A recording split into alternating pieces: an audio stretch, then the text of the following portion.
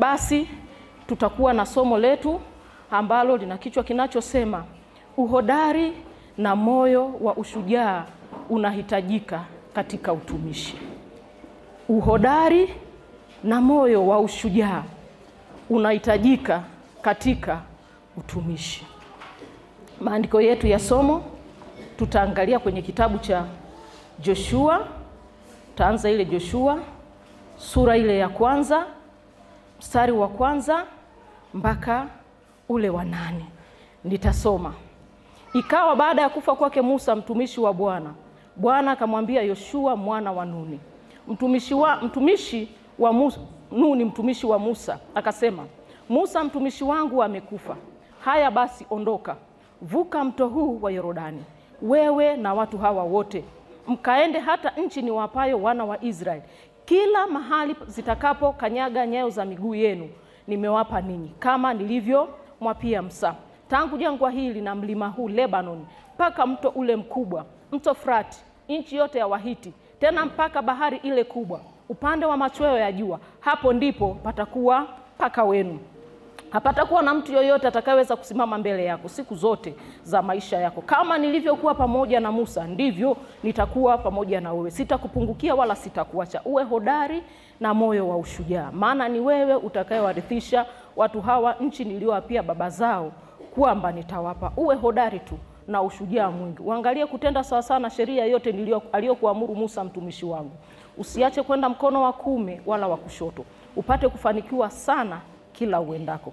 Kitabu hiki cha Torati kisiondoke kinywani mwako, bali yatafakari maneno yake mchana na usiku, upate kuangalia kutenda sawasawa na maneno yote yaliyoandikwa humo, maana ndipo utakapofanikisha njia yako, kisha ndipo utakapostawi sana. Kwa hiyo kwenye kazi hii ambayo Mungu ametupa, sitazungumzia uongozi wa duniani wala huko. Mimi nitazungumza kuhusu kazi ambayo Mungu ametupa, utumishi ambao Bwana ameweka ndani yangu na ndani yako, kwamba pasipo uhodari na pasipo ushujaa ni ngumu kumpendeza Mungu, ni ngumu kufanya kazi hii. Bwana Yesu atusaidie sana, kwa sababu pana changamoto. Somo la asubuhi wakati anafundisha mwalimu wa Sunday school, nilikuwa naona it's kama anachukua somo lote lile, lakini bado Mungu ana kitu cha kuzungumza, kwamba pamoja na hayo, pamoja na kila kitu, lakini ili uweze kustahimili, ili uweze kuendea hili jukumu ambalo Mungu amekupa. Maana kila mtu ni mtumishi, hakuna mtu ambaye sio mtumishi wa Mungu. Amina. Mungu ametuita wote ni watumishi. Hakuna ambaye sio mtumishi. Uwe unafagia, sio mtumishi tu mpaka labda uwe mchungaji au uwe mhubiri kama mimi au uwe mshuhudiaji au uwe unaimba kwaya. Hata wewe ambao Mungu amekuita kwa ajili ya kutukufagia ni utumishi. Pamoja na huo Mungu aliyokupa, uhodari na ushujaa bado unahitajika. Bwana Yesu atusaidie sana. Tunaona kipindi Joshua mwana wa Nuni. Joshua alikuwa mtumishi wa Musa, ni kama tu mbeba mizigo wa Musa, na sasa hivi tukasema ni kama houseboy au shamba boy. Lakini sasa Mungu anamwambia Musa, mtumishi wangu amekufa, wewe ndiwe utakaye warithisha watu hawa. Tuchukulie mfano leo, ghafla tu upendo mgendwa, Mungu anakuambia kuanzia leo ndio mchungaji wakati ya hizi. Utaibeba? Ni jambo rahisi? Si kitu rahisi. Ndivyo ilivyokuwa kwa Joshua. Joshua alishawajua wana wa Israeli toka wanatoka Misri. Anawajua vizuri, anajua usumbufu wao. Alafu akijiangalia naona mimi nilikuwa ni mtumishi tu. Yaani ni mtumishi tu ambao alikuwa anamuona mimi namsindikiza Musa, nimebeba. Tena sio Haruni ambaye alikuwa anaomba naye. Yaani sidhani kwenye ile baraza la wazee waliochaguliwa, sijui kama alikuwepo, sina uhakika. Lakini ni mtumishi. Sasa ndo Mungu anamwambia, wewe sasa ndo anachukua kijiti, ndo anachukua nafasi. Na akiangalia mbele, walishavuka bahari ya Shamu, lakini kwa mbele kuna mto wa Yordani ambao tunaambiwa unafurika misimu yote, iwe kiangazi, iwe ni ule mto unafurika. Na kipindi hicho liko taifa kubwa nyuma yake. Ni kwamba angetafuta maboti mangapi kuvusha wale watu, kuvuka tu kwenda kuelekea Yeriko. Yeriko ni mji ambao una ngome, umefungwa milango, hakuna mtu kuweza kuingia. Alafu mbele kuna mtu ambao unafurika misimu yote, haijawahi kukauka. Alafu anakuambia wewe ndio utakayewarithisha hawa watu. Ndipo Mungu anaanza kuongea naye kwamba uwe hodari na moyo wa ushujaa. Uwe hodari, maana ni wewe utakayewavusha watu hawa Kwa hiyo Yoshua anavyosimama, anamjua Musa. Anajua Musa alivyokuwa anaongea na Mungu. Maana Mungu alishawaambia Musa, nitaongea naye ana kwa ana. Yaani watu wengine nitaongea na nyinyi kwa ndoto, nitaongea na nyinyi kwa unabii, lakini Musa mtumishi wangu nitaongea naye uso kwa uso. Kwa hiyo anapokea kijiti kutoka kwa kiongozi ambaye alikuwa bora. Amina. Anapokea uongozi kwa kiongozi ambaye alikuwa bora na aliyekuwa anaongea na Mungu uso kwa uso. Sasa anapokea yeye. Ndivyo ilivyo hata kwako, mtumishi wa Mungu. Popote Bwana alichokuambia kwenye utumishi, usiangalie kushoto, usiangalie kulia, usiangalie nini watanionaje. Wewe unachojitakiwa ni kujaa ujasiri, ni kuwa hodari katika lile jukumu ambalo Mungu amekupa. Bwana Yesu asifiwe. Bwana Yesu asifiwe sana. Tunaangalia hapa vitu ambavyo, nini kilimfanya Yoshua au nini kitakufanya na mimi leo niwe na ujasiri. Unajua kuna vitu vinasababisha niwe jasiri, kwamba pamoja na hili ujasiri ninao.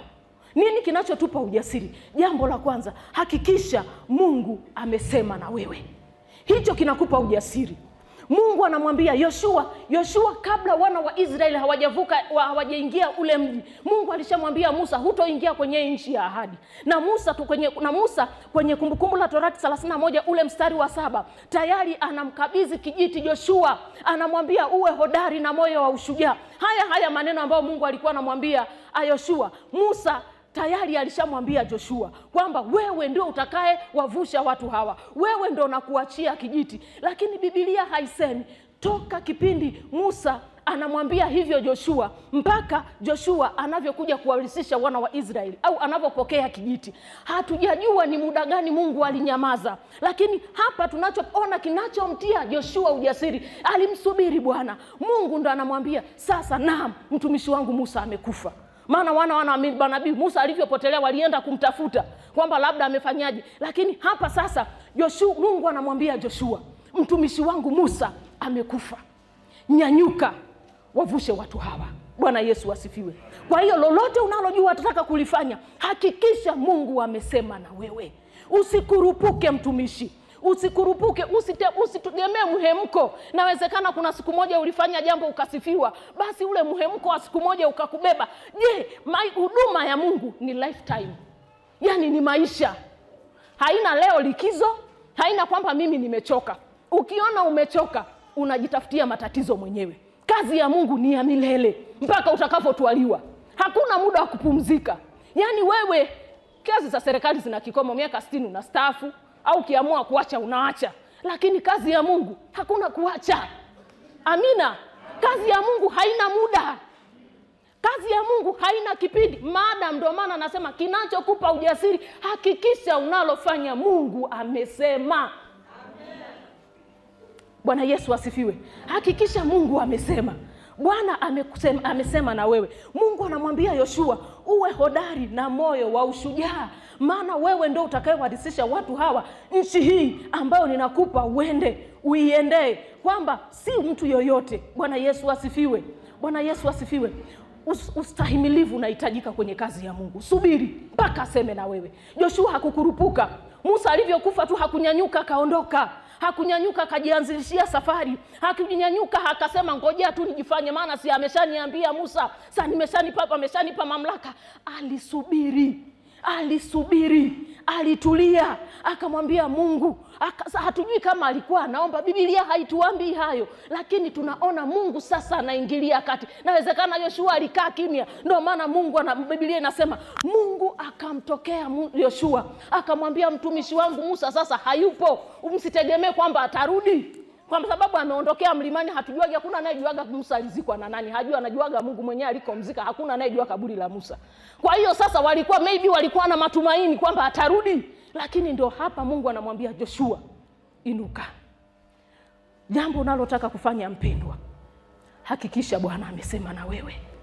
Kwa sababu ni kazi ya Mungu, haina expire date, haina msimu, haina majira, haina ukomo. Ukiona unaanza kuchoka kwenye lile ambalo una uhakika Bwana alisema na wewe, rudi magotini tubu.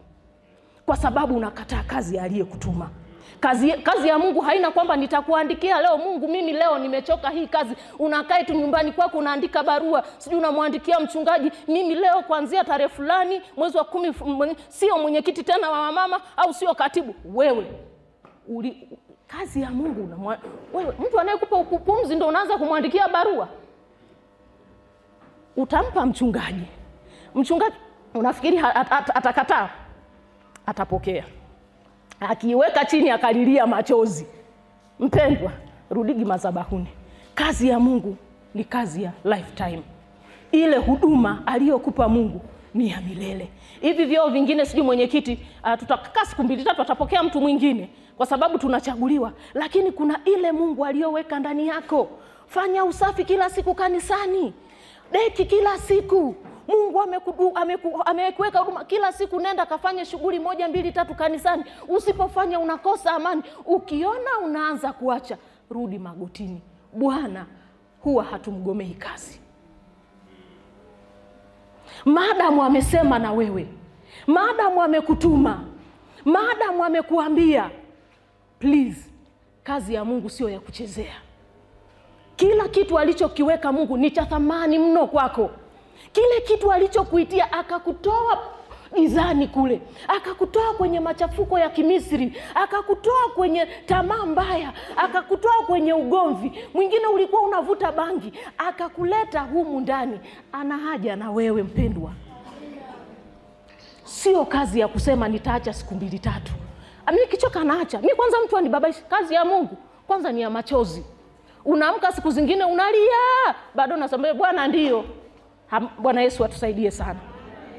Jambo lingine ambalo kinakupa ujasiri kusustain kwenye hii kazi ya Mungu, kudumu kwenye hii kazi ya Mungu. Bwana amesema na wewe. Lakini kingine kinachotakiwa, mamlaka na kutawala na kumiliki Mungu amekupa. Joshua anaambiwa popote zitakapokanyaga nyayo za miguu yenu nimekupa. Anamwambia kutoka mto huu, anamwambia mipaka yake. Katika kila jambo Mungu amekupa mamlaka. Usiogope. Unaweza Mungu akakwambia leo tunapanda makanisa 100. Mungu akakwambia nenda kuna kijiji fulani hivi. Daudi atajua kwa sababu alifanya kazi kwenye hiyo kata. Kijiji cha Usengerendeti kule kuna wawa. Kile kijiji sio. Mungu anakwambia nenda kule. Usianze kufikiri kwamba wataenda kunilaza nje. Katibu wangu napajua. Usianze kusema wataenda kunilaza nje au mimi kweli nitaweza. Maadamu Bwana amesema na wewe, mamlaka unayo. Usiogope. Usiogope vitisho. Uwe hodari tu katika Bwana. Wewe mwambie Bwana, si umeniambia? Wewe si umeniambia? Wewe si uko pamoja na mimi? Si umeniambia nisiogope popote zitakapokanyaga nyayo zangu? Bwana, si umenipa? Hakuna haja ya kuogopa. Usiogope. Usiogope. Bwana Yesu asifiwe sana. Yesu atusaidie. Kila huduma ulionayo, unaweza siku ile ukaamka hata mwili haujui, sijui nimepigwa, sijui nimefanyaje leo, wewe jitie nguvu. Mamlaka. Mwambie mwili nakutisha, naenda kwa Bwana. Haleluya. Usiogope. Usiogope vitisho. Usiogope hali ngumu. Usiogope changamoto yoyote. Bwana amekupa mamlaka ya kukanyaga nyonga na nge. Anasema lolote utakalolifunga duniani na mbinguni linafungwa. Lolote utakalolifungua duniani na mbinguni linafunguliwa. Kinachokuogopesha ni nini, mtumishi wa Mungu? Una Mungu mwenye uweza. Mungu wetu si kama miungu mingine. Labda huja experience huyu Mungu tuliye naye sisi. Mungu wetu si kama miungu mingine. Si kama mganga wako uliokuwa nayo kabla hujaokoka. Si kama miungu yenu ya huko matambiko yenu. Huyu ni Mungu wa tofauti. Mungu mwenye uweza mkuu. Mungu asiyelinganishwa na Mungu aina yoyote. Mungu anamwambia Joshua, anamwambia hivi, hapata kuwa na mtu yoyote atakayesimama mbele yako. Hakuna kitu chochote kitaweza kukuzuia. Bwana Yesu atusaidie. Vikwazo kwenye huduma vipo. Tusikatae. Vikwazo vipo. Kuvunjwa moyo kupo. Kukata tamaa kupo. Vikwazo vipo. Wana wa Israeli, msoma historia zao. Ingekuwa mtu wa kawaida sungewazira wale. Mungu anawapa chakula, bado anadai hiki, bado anadai kile. Hawakuwa watu wepesi kuwaongoza. Ndivyo ilivyo hata kwako.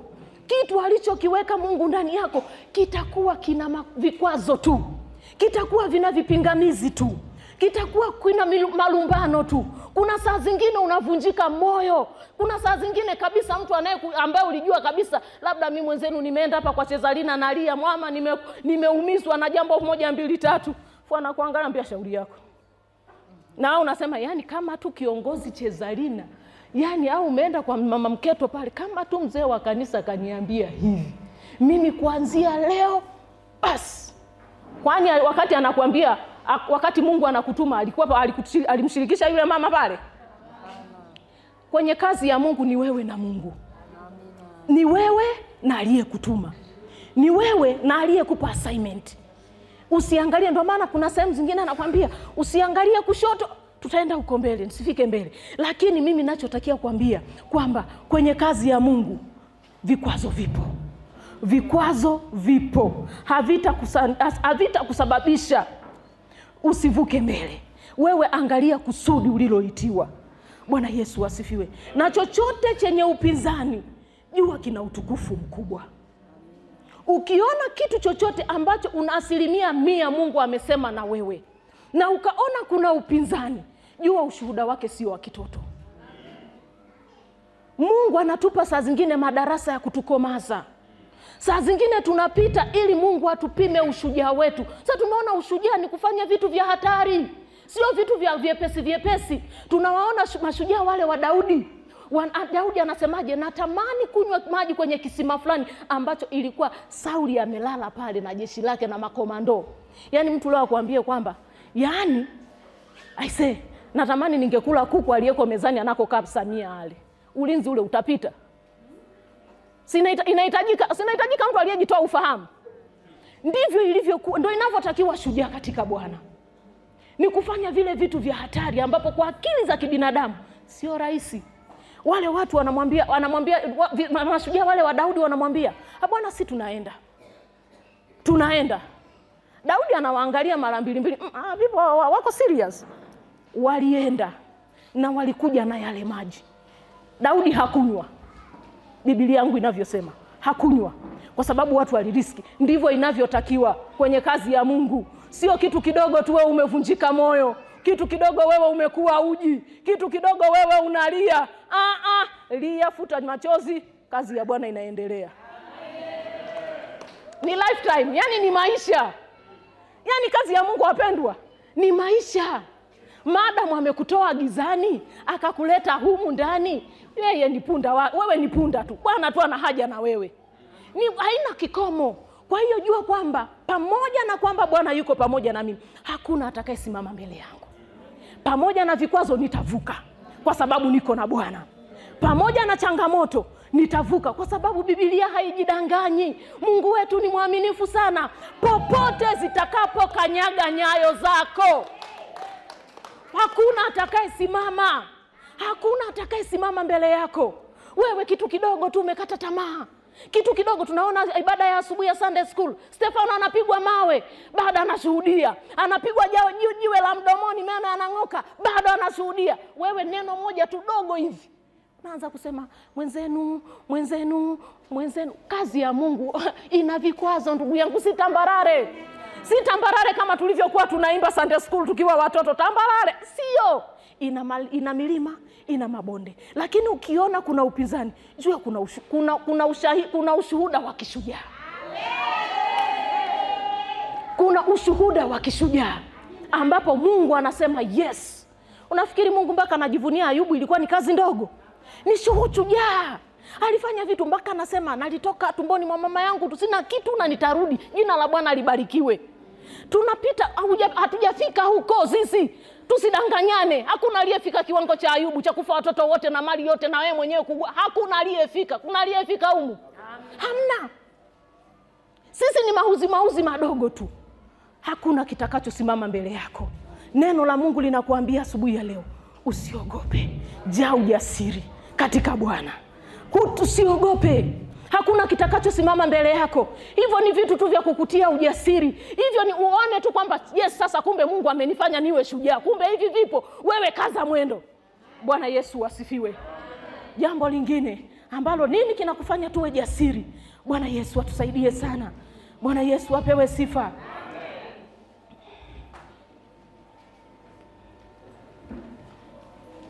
Fuata mashauri au maagizo ya watumishi wa Mungu.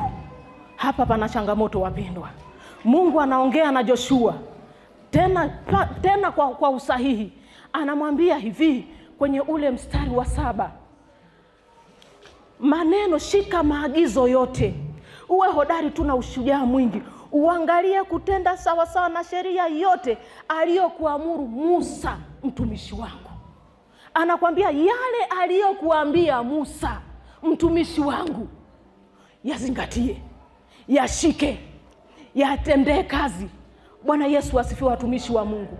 Leo mtu anaweza tu akahubiri siku hii, basi watu wakaja Roho Mtakatifu akarukaruka, au leo ghafla tu mimi hapa nikaja mgonjwa yuko taabani, au nikamwekea mikono akapona, akawa vizuri, naanza kupanda mabega. Kwanza mimi hapa nina nguvu kuliko hata mchungaji. Don't dare. Sijaribu. Sikiliza viongozi. Hata kama Bwana amesema na wewe kwamba mtumishi wa Mungu leo, mzee wangu, babangu mzee Mketo, nenda kawe mchungaji Ufiambe huko. Vijiji hivyo na vijue Iringa DC ndiko nakofanya kazi. Kawe mchungaji. Nenda kwanza kwa baba. Akikwambia subiri, subiri. Amina. Sikiliza maagizo na maonyo ya watumishi wa Mungu. Ndiko tunakoharibika sasa hivi watumishi. Ndio maana tumeona huduma nyingi zinajaa. Ndio maana tunaona huduma zingine zinafunguliwa hazidumu. Ni kwa sababu gani? Hawajasikiliza watumishi wa Mungu walio juu yao. Hawajasikiliza maonyo. Waliambiwa subiri kwanza kijana wangu. Kwa sababu hawa watu Mungu amewapaka mafuta. Wana uwezo wa kuona mbele kuliko wewe unavyoona. Wana uwezo wa kuona. Mungu akawatumia. Akikwambia subiri kwanza, naomba subiri. Usifanye ananipotezea wazee wa siku hizi. Huduma vingi vimefunguliwa na vijana. Shida ni nini? Unyenyekevu umetoka ndani yao. Hawasubiri wakati wa Bwana. Hawasikilizi mashauri. Hawasikilizi chochote wanachosema watumishi wa Mungu. Nirudi kwenye idara, nirudi kwenye kwaya, nirudi kwenye praise. Wale viongozi Mungu amewaweka, Mungu ametupa, tuwasikilize. Biblia inaniambia hapa, anamwambia Yoshua, ndipo utakapofanikiwa kila uendako. Mafanikio yetu yanatoka kwa watu wanaotuongoza. Ili ufanikiwe, nyenyekea kwa hawa watu. Mafanikio hayaji. Yoshua amebeba mikoba ya Musa miaka 40 jangwani. Anamtumikia. Saa zingine inawezekana kuna sehemu Musa alikuwa anakosea, unafikiri alikuwa haoni? Si mwanadamu, kwani Musa alikuwa ni Mungu yeye? Kulikuwa kuna sehemu anaona. Lakini Joshua hatujai kuona kutokea vitabu vyote vya Torati vile alivyoviandika Musa. Tumewahi kuona kwamba Yoshua alinijibu hivi? Hatujaona. Alitulia. Tunamuona Elisha alikuwa mtumishi wa Elia. Mpaka watu wanamwambiaje, hivi wewe unajua kwamba leo bwana wako anachukuliwa? Anaambia najua, nyamazeni. Anang'ang'ana naye, anashuka naye. Mpaka Elia anasema, sasa huyu unataka nikupe nini? Akasema nipe mara 2 ya roho yako. Akasema utakavyoona anavyochukuliwa. Basi aling'ang'ania, alipata hakupata. Sisi leo tuna uwezo wa kung'ang'ania vile. Ile miendo ambayo Elia alikuwa anamwambia Elisha, baki hapa, anaambia naenda na wewe. Wanaenda wote Kihodombi. Wakitoka hapo wanaenda Kitwiru. Yuko naye tu. Wakitoka hapa wako Mkimbizi. Wakitoka hapa wako kule. Nini alichokuwa anataka? Ni unyenyekevu kwa viongozi, kwa watu ambao Mungu amewaweka juu yetu. Sio wewe ukionywa siku hiyo unakataa. Hii ni kazi ya Mungu. Unamkatalia nani? Unamkatalia nani? Utakuwaje shujaa? Kwa sababu Mungu, Biblia inasema ufalme wa Mungu unatekwa na wenye nguvu. Hiyo nguvu inatoka wapi? Mungu anakuhitaji shujaa.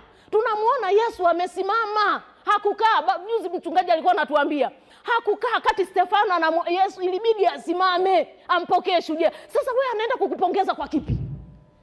Siku 2-3 umeacha kwaya. Siku 2-3 umeacha praise. Siku 2-3 umeacha idara ya wanaume. Siku 2-3 umeacha kwa wamama. Siku 2-3 Haueleweki, leo unasali kwa mchungaji gani, kesho kupi. Ukiulizwa, mimi pale yani jamani, mimi moyo wangu pale yani namsikilizaga Mungu. Mungu anatumia wanadamu. Ukweli mchungu. Mungu anatumia wanadamu kutuonya, kutuelekeza, kutushauri, kusema na sisi. Ndio maana yakituzidia saa zingine tunaenda kwa mchungaji. Kwa nini usipambane ukiwa nayo peke yako? Lakini kwenye utumishi unasema simsikilizi mtu. Mimi ni Mungu tu. Haleluya. Hii ni maisha. Kazi ya Mungu ni maisha. Bwana Yesu asifiwe kanisa. Yaani natamani sijui mnielewe kama ninavyoelewa mimi. Yaani chochote kile ulicho nacho ndani yako ni maisha. Amen. Mungu hakukutoa kule bure. Ti watumishi wake wamepakwa mafuta. Saa zingine mtu mwingine unaweza ukajiona kwamba mimi nimesoma. Mchungaji wangu mimi ana cheti tu. Mchungaji wetu ni msomi. Natolea mfano. Mtu mwingine anaweza kapanda kiburi cha elimu. Mimi mbona msomi tu? Tunalingana tu. Ana degree, mimi na degree. Hata nibabaisha nini? Amesoma na mimi nimesoma. Chochote alichokupa Mungu ni kwa ajili ya utukufu wake. Nyenyekea. Bwana Yesu atusaidie sana. Nyenyekea. Sikiliza viongozi. Sikiliza wanakueleza nini. Ukiona hujafurahishwa, tafuta namna ya upendo ya kushauriana, kwa sababu hii ni kazi ya Mungu. Tafuta namna nzuri ya kwenda nao, sio kukimbia kazi ya Mungu ambayo Mungu una uhakika 100% moyoni kwamba Mungu ndio amesema na mimi. Unamwachia nani? Wito uliokupa Mungu. Atakuhesabuje shujaa? Hawezi akakuacha tu tembee tambarare. Kweli utaenda kutoa ushuhuda gani kwake? Ukienda kupimwa na kina Stefano, ukienda kupimwa na kina Petro. Sisi sasa hivi tuko kipindi cha neema. Yaani ule utumishi sio mgumu. Sisi ni haya mauzi madogo madogo. Utaendaje kuitwa shujaa? Mungu atakuitaje shujaa? Kitu kidogo umezira. Usikilizi watumishi wa Mungu. Saa zingine wakikupigia simu kwamba njoo ofisini, unajua umeharibu, unagoma kwenda. Watanifanya nini? Hawakufanyi kitu. Tena walivyo wanakuombea rehema. Lakini rehema, ndugu yangu, haiwezi kuwa rehema. Wenyewe moyoni mwao kabisa wametoa Mungu msamehe. Tena na machozi, tena na kulia. Mungu, huyu mtumishi umenipa ni muongoze, umenipa nimfikishe mbinguni. Mbona simuelewi? Mbona anaanza kupuyanga? Mbona kazi uliompa haifanyi? Mbona anaanza kutangatanga? Mungu msamehe. Yale machozi, ukishupaza shingo yako utaharibu. Ukishupaza shingo, yani ukiona umeitwa na umekosa, usije kujitetea kwamba shahidi yuko wapi. Sema ni kweli baba, Mungu si anakuona. Yani usitafute ushahidi. Roho yako na Mungu na Roho Mtakatifu ni shahidi mzuri. Utakataa kwa wanadamu, kwa Mungu. Viongozi. Usijivunie mali. Mtu mwingine ana uwezo tu kanisani. Akishauriwa hivi na mchungaji ataniambia nini? Kwanza sadaka zangu, ukifikiria juzi alienda kwa mchungaji akampa kilo 50 za mchele, anaona ndo amefika. Atakula ni mali ya Bwana. Sasa dunia na vyote vijazavyo ni mali ya nani? Atakula vizuri tu, lakini kukuonya atakuonya. Sadaka sio kichaka cha kujificha kwenye makosa. Kitu unachokifanya isiwe sababu kwamba sitaitwa, sitaambiwa, sitaonywa. Utafanya na utaonywa. Nasema ndio Bwana. Kama unataka kupona. Viongozi. Wapakwa mafuta wa Bwana. Wanalokuambia fanya, wanalokuonya fanya. Usifanye kwa mfano wewe ndo unajiona, yani mimi ndo naweza, kwani wale wanaweza nini? Unakuwa kiburi fulani hivi mpaka upigiwe simu. Yani unatafuta special fulani hivi. Wewe hakuna special kwa Mungu. Sisi ni watumwa tusio na faida. Amen. Yani hatuna faida. Yani tunachosubiria hapa ni pale kwenda kuambiwa mtumwa mwema na mwaminifu mbele za Mungu. Mungu akwambia hongera mwanangu Sara, ulikuwa mtumwa mwema na mwaminifu. Lakini akiangalia ule uaminifu haukuwepo, ule wema haukuwepo. Ukionywa unashupaza shingo, ukiambiwa hili mimi simsikilizi mtu. Ndugu yangu, Mungu amewaweka kwa makusudi. Mungu analo kusudi kuwaweka. Tuwatii, tuwasikilize. Bwana Yesu atusaidie sana. Jambo lingine ambalo linatufanya tuwe hodari, jaa na ishi sawa sawa na neno la Mungu. Mstari wa 8 ule Joshua, Mungu anamwambia Joshua, kitabu hiki cha Torati kisiondoke kinywani mwako, bali yatafakari maneno yake mchana na usiku, upate kuangalia kutenda sawa sawa na maneno yote yaliyoandikwa humo, maana ndipo utakapofanikisha njia yako na ndipo utakapostawi. Ustawi wetu, ustawi wa huduma tulizo nazo ambazo Mungu ametupa ni kuishi sawa sawa na neno la Mungu. Ukitoka nje ya mstari umeharibu. Neno la Mungu linakwambia usimshuhudie jirani yako uongo, usishuhudie. Neno la Mungu linasema jaa neno, ishi maisha yanayomfanania Kristo. Usiishi kipagani pagani. Uwe mtu anayejielewa. Jaa neno la Mungu.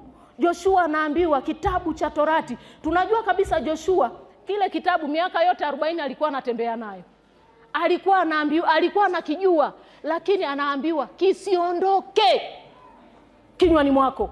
Tafakari maneno yake mchana na usiku, ndipo utakapostawi. Stawi yetu, stawi ya mtumishi, stawi ya mtu yoyote, ya huduma yoyote ambayo Mungu amekupa, jaa neno lake. Usijichanganye. Biblia, neno la Mungu, ndo katiba yetu watumishi wa Mungu. Ndio inayotuongoza sisi tunaoenda mbinguni. Serikali zingine zinaongozwa na makatiba, sijui katiba gani, sijui nini na nini. Huko sisi hatupo. Sisi tunayo dira, neno la Mungu. Tunalo kitu ambacho kinatuasa, ni neno la Mungu. Neno la Mungu linatuelekeza nini? Linatuambia nini? Umelishije neno lake? Umelishika kweli? Unalijua kweli? Alivyosema mchungaji kwenye lockdown yake, mimi nimesoma karibia vitabu vyote vya Paulo.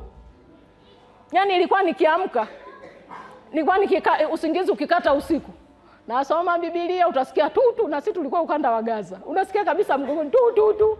Sasa unasema kinachonitia faraja hapa ni nini? Kinachotutia faraja ni neno la Mungu. Amina. Ukijaa neno hutokufuru. Utasema mimi hapa sasa nimechoka.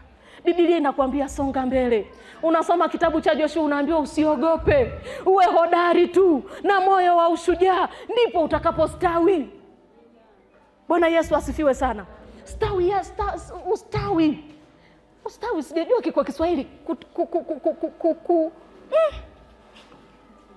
Babi. Kustawi ni kule, yani kumekaa vizuri. Kiswahili. Yes. Yani ni kuchanua. Kwani ukitaka uchanue. Yani ukitaka kila mtu akuone wewe wao. Ya neno. Ya neno la Mungu.